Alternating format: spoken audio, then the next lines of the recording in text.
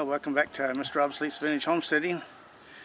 Today we're going to take out another little nipper, a little Homelite Super EZ automatic oiling.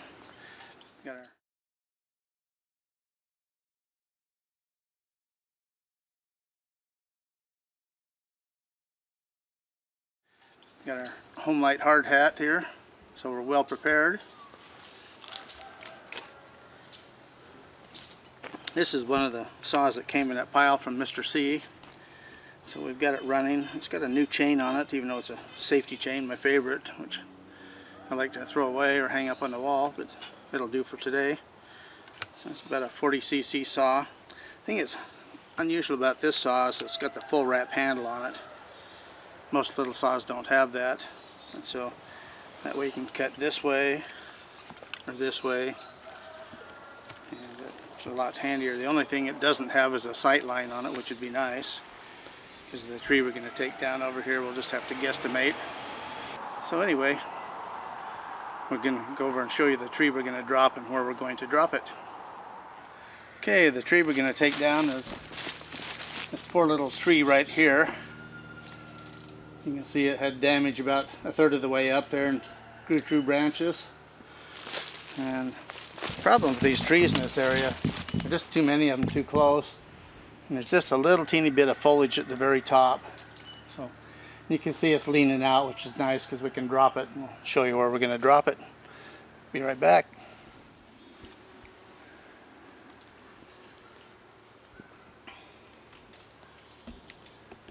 Okay, well, the tree right here, we want to drop it right back down in here where we dropped all the others. We've got a whole bunch of cleanup work here. Going to be a lot of stuff we're going to cut up for kindling, which will be in an upcoming video. But anyway, we'll get the saw running and be back.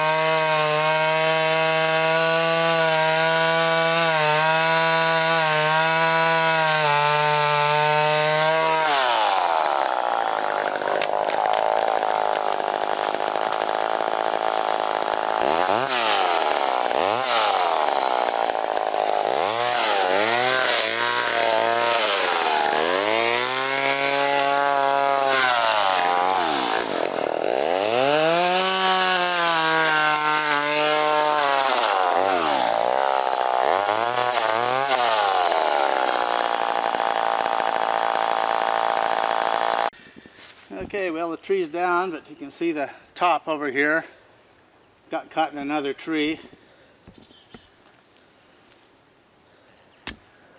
So what we're going to do is try to push it off the stump right here, and we'll go up and cut it, and then branch it and cut it and drop it into pieces.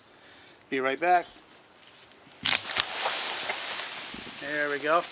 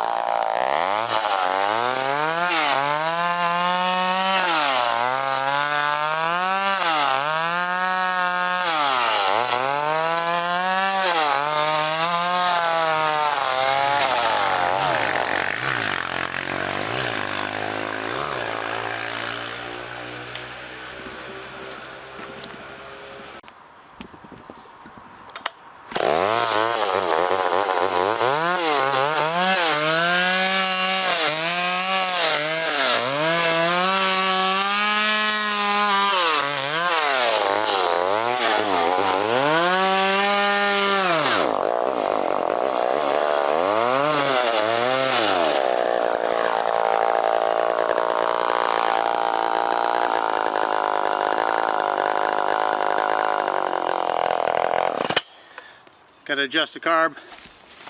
Okay, the saw is acting up, and I'm not sure why I went through the carb and stuff, and I don't think it's a fuel problem, but we had 2 of these, and Mr. C thought that one of them had a bad ignition module, so this might be the one. Gets hot and quits, so I'll take it over and check it out. Be back after a while. Well, hopefully I'll have the problems figured out. This is the first time this saw has been in the wood. I checked, I did have spark, so fuel is a problem possibly. So I checked the cap, it's venting good, and I put a new fuel filter in it, but it's probably one of those crummy Chinese things, and when it had fuel in it, it would hardly flow anything through it. Let it dry out and it could blow right through it, so hopefully that was our problem. I put a different type of filter in it. So anyway, I'm going to go over and cut the branches off and see if it'll cut the tree up, and if not, Mr. Pooh will be to the rescue. Be back in a minute.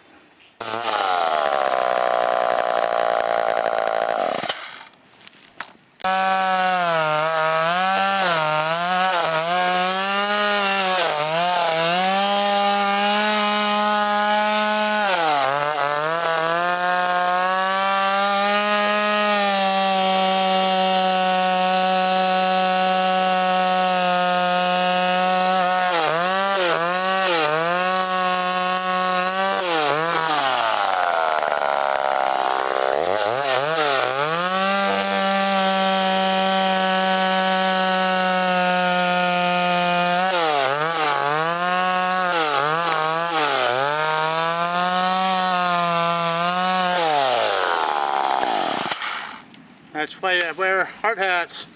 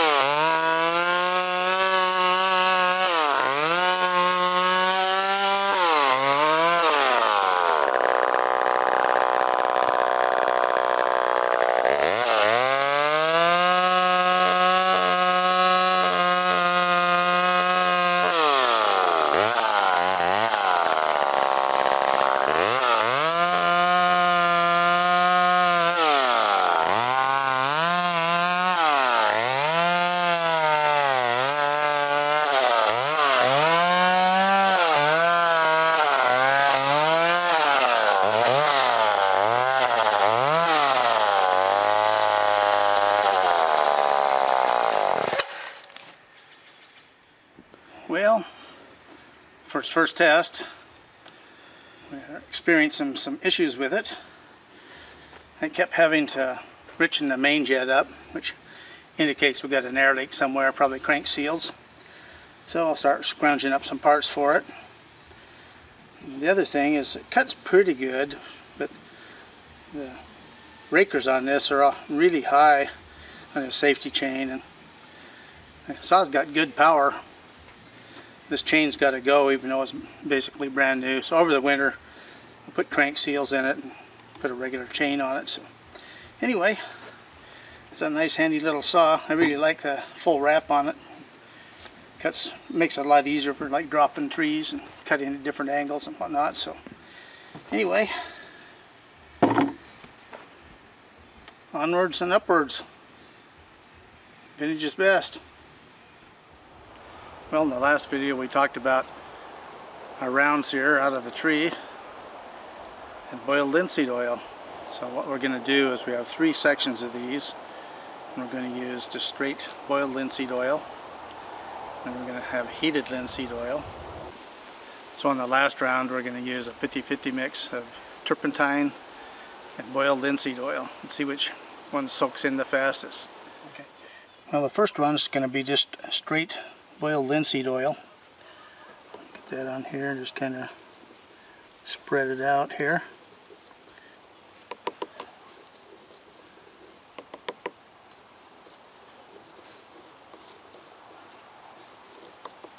and then we'll come back in 15 minutes and see how it's doing.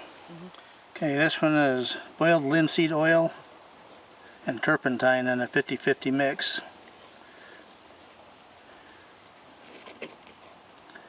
Let's see how that one does. Come back in 15 and check on this one. Okay, this one is boiled linseed oil that's been heated. You can see that's soaking in a lot quicker. And we'll be back in 15 minutes and see how they're doing. Okay, well, we're 15 minutes in. Just the boiled linseed oil is slowly working in. This is the 50-50 mix of turpentine. That's moving in a whole lot faster. And the heated boiled linseed oil is moving in the fastest yet. So we'll be back in a half hour. Well, it's been a half hour. The heated boiled linseed oil is definitely the fastest. The turpentine linseed oil mix 50-50 is second. The straight linseed oil is the slowest. So we're going to wait another hour and see how much it penetrates in, see if we can still feel. These are still a little teeny bit wet. So I'll be back in an hour. Okay, well, it's been quite a while here, and straight boiled linseed oil. You can still feel the film on it. And this one with the turpentine in it, just a little teeny bit. And this one's completely dry, so the heated boiled linseed oil definitely is the way to go. That's what I've been doing on my handles. The other thing I do occasionally, I just take a propane torch or something and heat the handle very lightly. Not enough to chart or anything like that, or leave them out in the sun. But anyway, I just want to do a little test on these to see what worked best, and that works the best. Well, for today's vintage BS, we have a real treat. A BS motorcycle. Bet you didn't know there was such a thing.